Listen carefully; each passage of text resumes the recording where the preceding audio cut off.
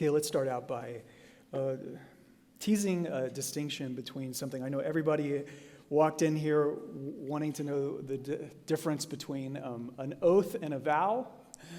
What's the difference between an oath and a vow? Because the Bible has those, they show up kind of frequently in the Bible, and it's important for our passage we're about to look at. So a vow is between a person and God. A vow is if you picture a father who has a sick child, and the father speaks to God and says, Lord, if you will bring my daughter safely out of this, through this illness, I will go up to the temple and bring my free will offering. I will bring a bull into your courts and sacrifice it, and we'll share a fellowship meal. You see that language showing up a lot in the Psalms. I will pay my vows to you. A vow has an if you, then I conditionality to it. And it kind of almost sounds like we're bartering or bargaining with God, but the curious thing you find in the Bible is that God's perfectly happy to be addressed that way. He's more than happy to have kind of that, interest in people who make promises to him. And we see it throughout. So Jacob returns home to face his savage brother Esau, and Jacob promises, if you get me through this, I will give you a tenth of all that I have. Hannah is a woman who's childless and desperate, barren, and she promises that if God will finally give her a son, that she will return that son to him and kind of give him over as a Nazirite. And what happens? Jacob gets his homecoming, Hannah gets her Samuel, and God sort of works it out with them in that way. And the thing is, you don't make promises to an empty sky fairy in heaven. You make promises to someone who you believe is actually there, is actually listening, who can really act on your behalf, and that he cares, that he actually cares about your life and what's going to happen with it. So that's a vow. An oath is different. An oath is a promise that you make to other people in the name of God. So say, for instance, you want to borrow your neighbor's donkey. And you go to your neighbor and you say to him, lend me your donkey for 3 days, and I swear by Yahweh, the Lord, that I will have him back to you, and I will pay you not for 3, but for 5. And so in an oath, what you're doing is you're offering God as your guarantee so that your neighbor feels okay to hand him over to you and you can rest easy with it. But the problem in Jesus' day was this. For about 1,000 years before Jesus came onto the scene, the Jewish people had stopped saying the name of God out loud. They believed that Yahweh was the name of God, that it was too holy to be pronounced by regular people in everyday speech. So they didn't say Yahweh any longer. But if the power of an oath is by using the name of God to guarantee what you're saying, well, what happens when you can't say the name of God anymore? Can you even swear an oath at all? And so what they started to do is they started to swear by things that were close to God, but not God, sort of God-adjacent things. So not by God himself, but by heaven above his head, and not by God himself, but by the earth under his feet, by the holy city of Jerusalem, or by the temple, and if not by the temple, by the gold inside the temple. So they come up with this whole vocabulary of God substitutes. And then the lawyers come along, and the lawyers are there. What happens, lawyers, when you have more words in a contract? You also have more room for loopholes. And so for generations, the rabbis and the rabbinical lawyers would be debating endlessly on, well, what is a binding oath and what is not a binding oath? They said if you swear by Jerusalem, that doesn't bind you. But if you swear toward Jerusalem, that is what counts. Or if you swear by the temple, well, that is nothing. But if you swear by the gold of the temple, now, that is a real vow. And so what it simply meant, my lawyers are laughing over here, but what it meant is that in Jesus' day, somebody could stand up, look you in the eye, and swear using exceptionally pious language, using all of this religious language, all the while knowing that they had chosen the language that gave an escape hatch that was already open for them when they needed to use it. It's to that world that Jesus speaks here in the Sermon on the Mount. So let me read for us from Matthew chapter 5, verses 33 through 37. We've been going through a sermon series on the Sermon on the Mount, Jesus' most famous teaching. And we begin in verse 33. You have heard it was said, and it was said to those of old, you shall not swear falsely, but shall perform to the Lord what you have sworn. But I say to you, do not take an oath at all, either by heaven, for it is the throne of God, or by the earth, for it is his footstool, or by Jerusalem, for it is the city of the great king. And do not take an oath by your head, for you cannot make one hair white or black.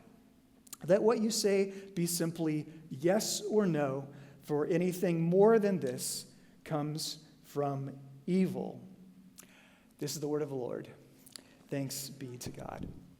Number two. So number one was the problem with oaths. Number two, a lie is a theft of reality. We don't expect advertisements to tell us the truth, do we? We don't expect politicians to tell us the truth.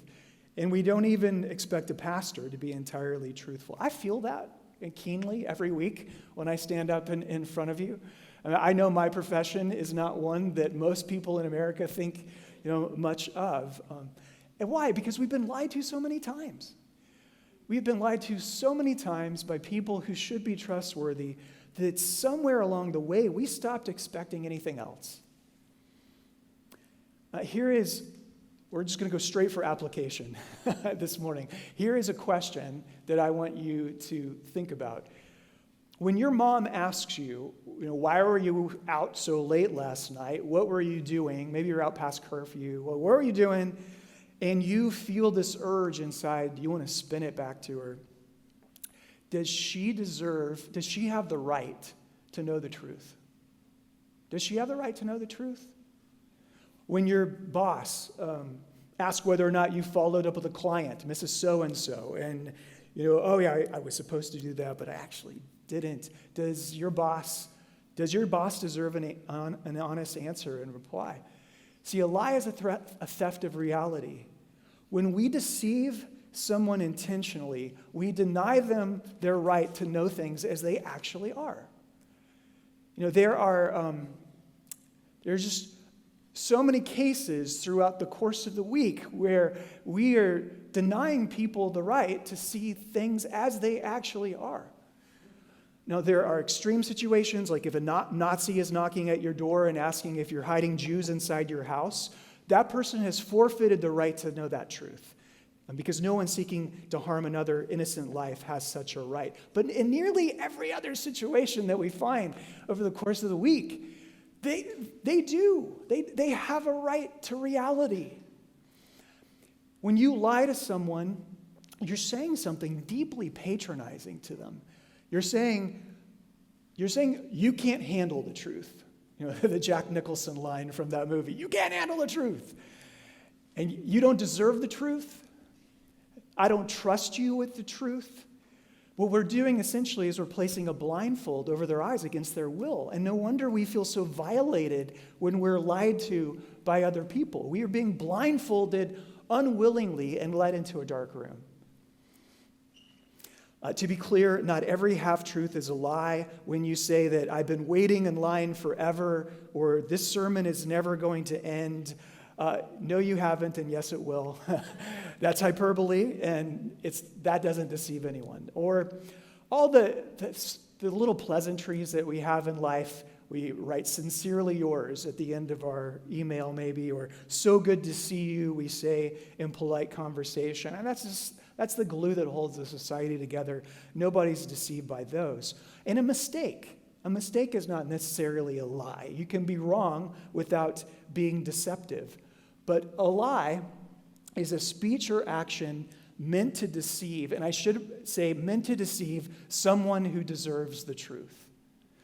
A lie is a speech or action meant to deceive someone who deserves the truth. So whenever you find yourself saying, well, technically it wasn't a lie, it probably was.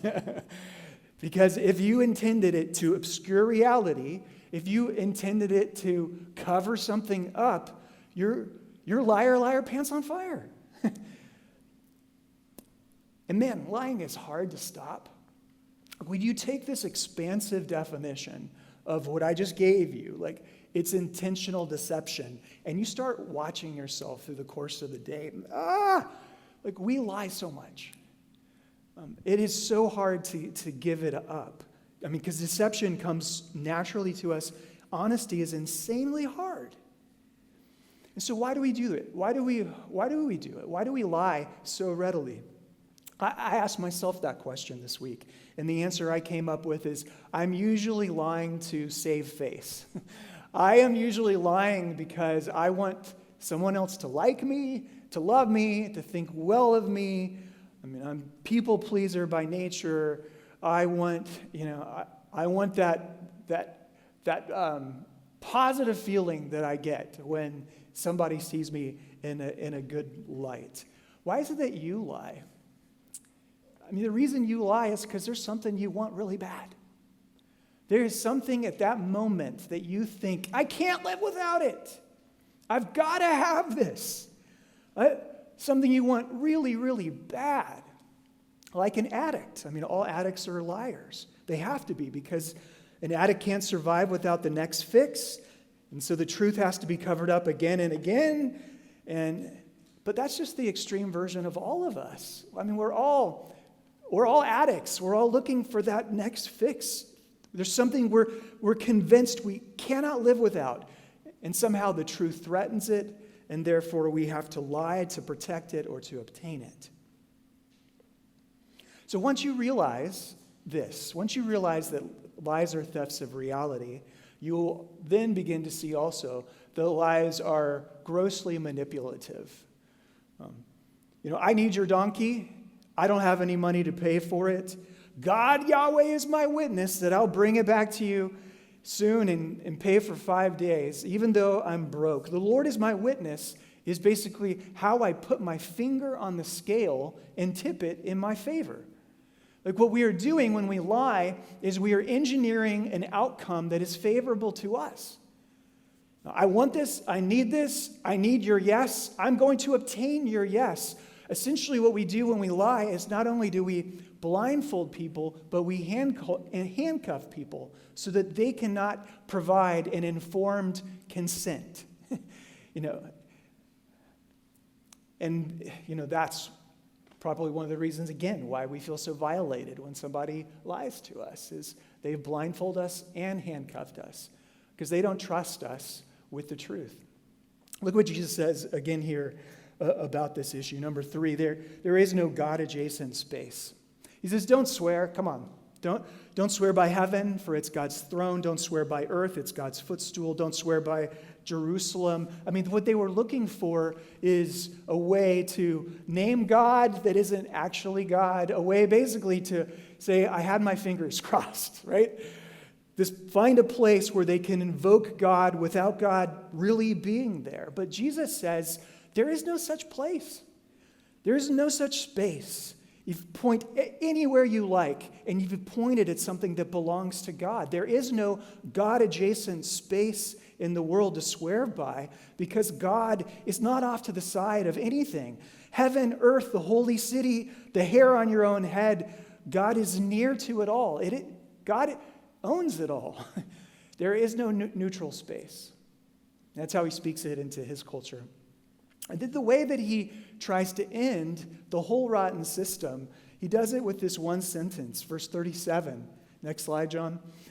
Let what you say simply be yes or no, because anything more than that comes from evil. Yes or no?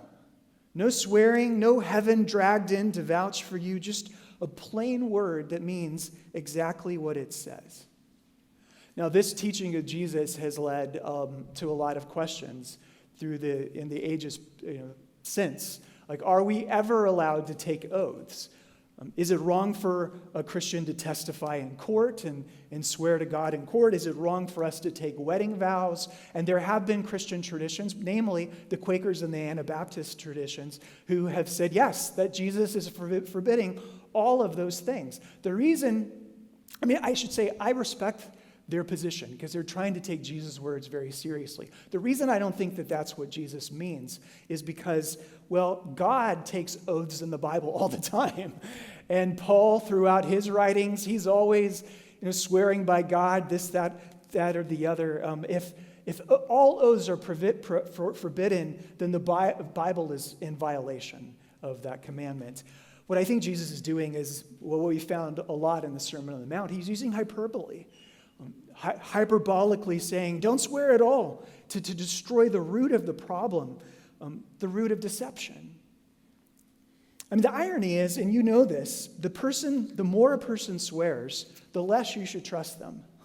The more a person says, I swear to God, I swear on my mother's grave, the honest person doesn't need that. They don't have to do that. The honest person's yes already means yes. It's the person whose word is already rotten who has to keep reaching for heavier and heavier things to tilt the scale. And then I want to say a word to those of us Christians who maybe you never say, I swear to God. You never use oaths in that sense. But something I find that we do is in our Christian speak, in our Christianese, we regularly will say things like this. I really feel that God is leading me to ... I have got such a peace from God about this decision ... The Lord told me ... And sometimes, don't get me wrong, sometimes those are genuine. Sometimes God does lead us in miraculous and wonderful ways, and those moments are very precious. But the instant we're in a conversation with somebody and we say, well, God told me such and such, that is the ultimate conversation stopper, isn't it? That is the ultimate trump card. No one can push back against you without arguing against the Almighty himself. And so what I have seen myself do and what I've seen many Christians do is we take our own desires, something we really want, and we cover it in all kind of God language. We dress it up in God's authority, and then we use that to bulldoze any other input from anyone else.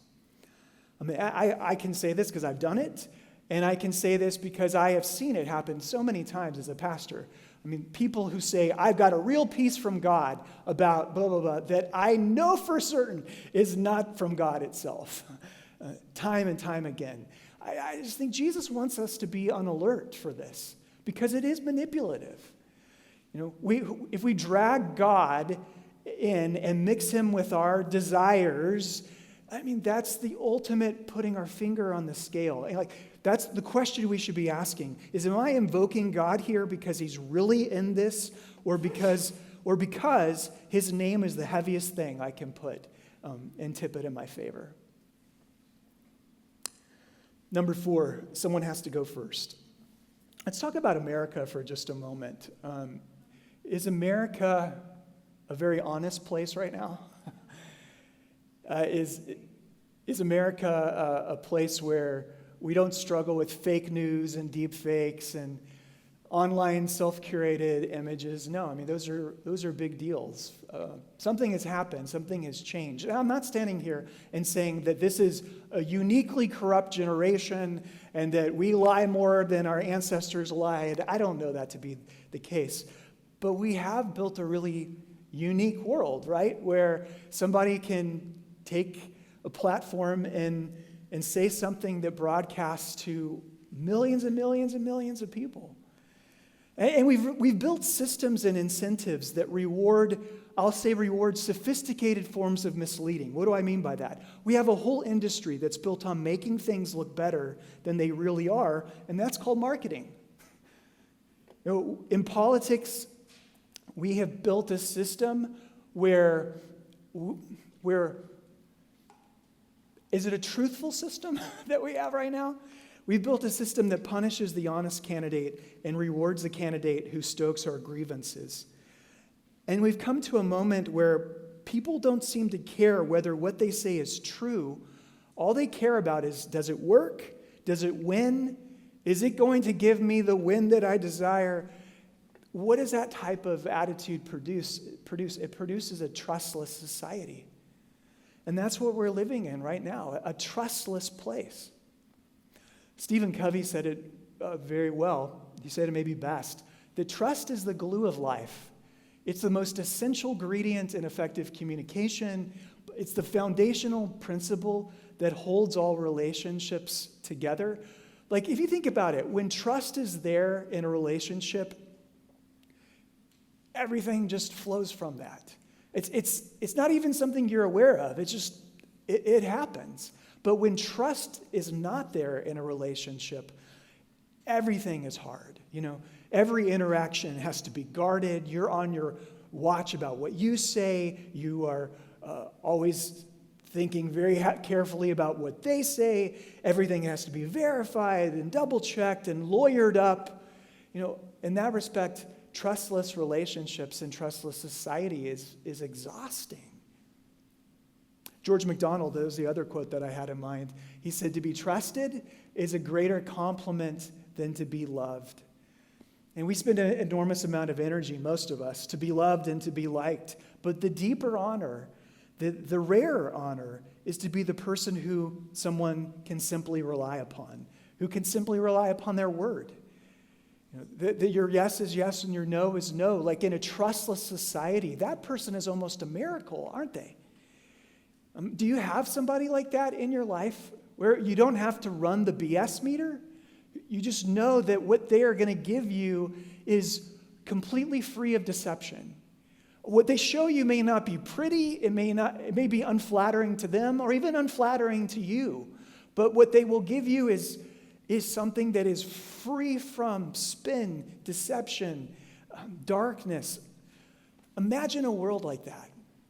I think that's why Jesus teaches the way he does, is for us to imagine a world like that, imagine a community like that, where your word was simply your bond, where if you said a thing, it was 100% reliable. If you said you're going to be there at 6, you're there at 6.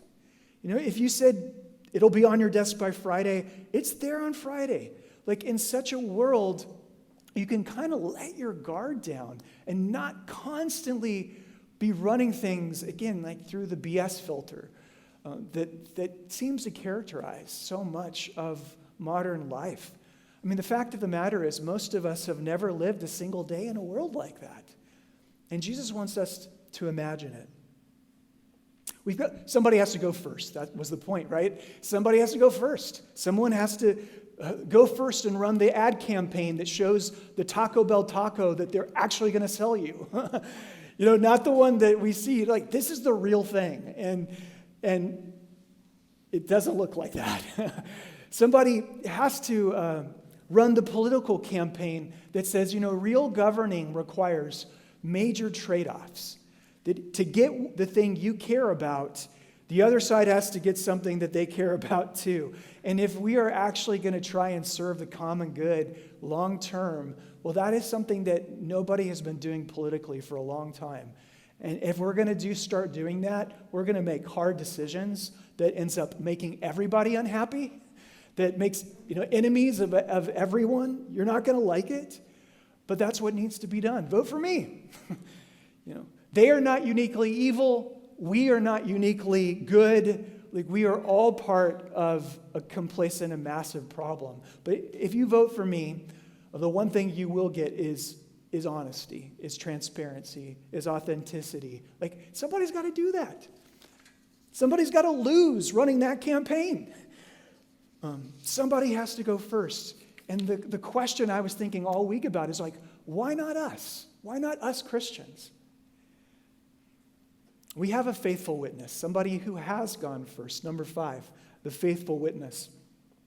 The faithful witness who is the opposite of what we saw in the Garden of Eden at the very beginning of the story, where a serpent comes along to an unsuspecting woman whose husband has abdicated all of his responsibility and is not there protecting her. And the serpent says, well, did God really say? That was the very first theft of reality. The first reality theft. He took the woman's clear knowledge of God's word and replaced it with a counterfeit so that she'd act on a world that wasn't there. And ever since, this world has seemed to operate on the serpent's grammar. But there is a true and faithful witness, and we testify to him this day. His name is the Lord Jesus Christ. He is the one that we read about when we were doing our sermon series through the book of Revelation. These are the words of the faithful the faithful and true witness. Jesus says, I am the way and the truth and the life. And I've come to tell you the truth. Not to sell you a bill of goods, but to tell you the truth about God when religious leaders have been fogging it up for centuries, and to tell you the truth about yourself, which is decidedly not flattering, and to tell you the truth about myself, even when telling you the truth will get me killed. And it did. The gospel accounts tell us that the religious authorities went looking for people to help them convict him. And who did they find? They found false witnesses. They found liars. Do you know how the high priest actually got Jesus to finally cop up to his own identity? The high priest stood up and put Jesus under oath and trial and said, I adjure you by the living God, tell us if you are the Christ, the Son of God. And Jesus, under oath, said, I am. And one day you will see me seated at the right hand of the Father and coming on the clouds of glory to bring, God's righteous judgment and salvation. And that's, he put Jesus under oath, and Jesus testified truthfully under oath, even though such testimony was the very thing that got him killed. I mean, what a reversal, right? The God of truth is put to death by liars so that a world full of liars might be reconciled to God. We are the liars, pants on fire. Every one of us are false witnesses.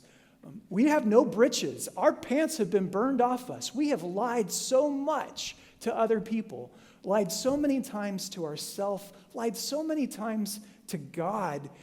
We engineer manipulative yeses out of people. We put blindfolds on them and handcuffs on them. We've done this time and time again. Do you know that about yourself? It's absolutely true.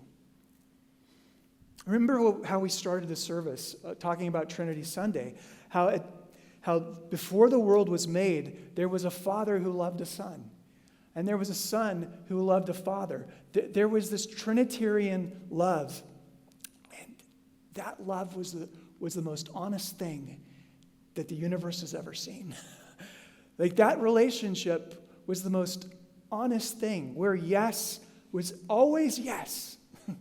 Like, you could trust the word of the Father to the Son and the Son to the Father and the Spirit among them. That love between them was so honest and real, the most truthful thing in all of existence. And Jesus came to bring us into that love. So on the cross, we have this ultimate reversal, don't we? The faithful witness, who is faithfully born witness, who is condemned by false witnesses, so that a world full of false witnesses might be brought into something that is 100% true and beautiful and good. Like, isn't that amazing? That's the gospel. And so, the whole sermon, we've already diagnosed the problem, that we lie because there's something at that moment that we think we have to have in order to survive. The truth threatens it, and so we lie lie through our teeth. The gospel says, you have something that is worth more than anything else in this life. Why do you need to lie when you're already rich? I understand why a pauper, why somebody who is on the streets and poor and has nothing in their pocket, I understand why they have to cheat and to lie and to steal. They have to do that in order to eat. But you are a prince and princess already. Like, you are rich beyond your wildest imaginations. You have the pearl of greatest price. You have Christ. And when you realize that, like, look, let's say this together. There is nothing I have to have in this world if I have Christ. If I have Christ, there is no higher thing that I need. And once you begin to realize that, really live out of that, then deception loses its grip on you. There's nothing I need to lie for if I'm already a rich man or a woman. And I think that's just part of the beauty of of the gospel itself. Like, I could stand up here and preach a message of, well, Jesus is truthful, little boys and girls, therefore you go and be truthful. But that doesn't really get at the things that are going on in our hearts, the fear of, I gotta have this. No, but Christ can, silence the fears of our hearts. He can give us an approval that is not conditional upon our performance. He can give us a love that is not predicated on whether or not I deserve it. Why do I have to cover things up? Ask yourself that question. Why do I have to, shade this and spin this and cover it up if I am loved so deeply as I am exactly as I am? The gospel addresses our deepest fears. And the bottom of it all is we do owe each other the truth. We do. The people in your life, your mom, your dad, your kids, your boss, we all have a right to reality. And that is a debt that we should pay to one another. It really is. Remember the Billy Joel song he wrote it in the 1980s, I want to say? Honesty is such a lonely word. Everyone is so untrue. Honesty is hardly ever heard. Mostly what I need from you. We're dating ourselves. How many of us know that song? Yeah, a few. Not many. But he was right, wasn't he? Honesty is such a lonely word because he was crying out for the one thing that's almost impossible to find. You can always find someone who will tell you what you want to hear. What's incredibly rare is the person who will tell you the truth even when it costs them something. And he was longing for exactly what Christ has set us free to be. And Christ went first, so we can go second. In conclusion, specifically, how do you apply this sermon? Be that kind of friend. Specifically, be the friend who tells the truth in love, even when it would be easier to hold back your real opinions, even when it would be easier to just not say anything. Speak the truth in love. Speak the truth in love always. If you're part of the Gen Z generation, somebody asks you about a dating relationship, don't ghost them. Apparently that's a Gen Z thing. It's like if somebody asks you a question that you don't want to give the answer to, if you're uncomfortable about answering, you just ghost them entirely and block them. And no, just do the uncomfortable but necessary thing of saying, thanks, I'm not interested. Be kind and honest. You owe that to the other person. And when it comes to the business world, man, those of you who run your own businesses, wouldn't it be incredible to just be surrounded by people whose word was their bond? Be the person whose cost comes in at what you bid the cost to be. Be the person where your deadlines are guaranteed. And if you're not going to meet your deadline, that you go immediately to them and say, hey, this is my fault. We messed up. We're going to make it right to you. Be the one who tells the customer about the flaw that they would have never caught. Be the one whose word is your bond. And my guess is that you'll end up having a whole lot of repeat customers if you act that way. We should never resort to deception in any area of our life. And we don't need to when we're walking in the light of Christ. Never blindfold, never handcuff, never engineer a favorable outcome, never invoke God to put your finger on the scale and to get it the way that you want it. Be the person who says, I dropped the ball, that's on me, instead of blame shifting. Be the parent whose word is true, whose yes is yes, whose no is no, so that your kids will learn that your word really matters. And be the humble parent, too, who says, I was wrong. I'm sorry. Because nothing teaches honesty like a humble apology from a person people look up to. Be the spouse who is honest about the credit card charge that you probably shouldn't have put on the card, and yet you did, and what you spent on it, instead of giving justification and spin behind that. Be the one on the group chat who doesn't pile on with the gossip, but who says, I don't know that that's actually true. And you speak up. Stop putting things on your resume that are really not an accurate representation of reality. Stop saying, I'll be there in 5 minutes when you haven't left the house. Just hold yourself to this standard of behavior, that I refuse any and all forms of deception, at least to those who deserve the truth. I will walk in the light as Jesus is in the light, people of the light. If we are people of the light in a trustless society, it will be a miracle. And that type of person is almost like a miracle. And the world is dying to meet a person like that. There is a faithful witness. His yes to us is firmly and truly yes. And so go out into the world with the freedom of the gospel and let your yes be yes as well. Amen.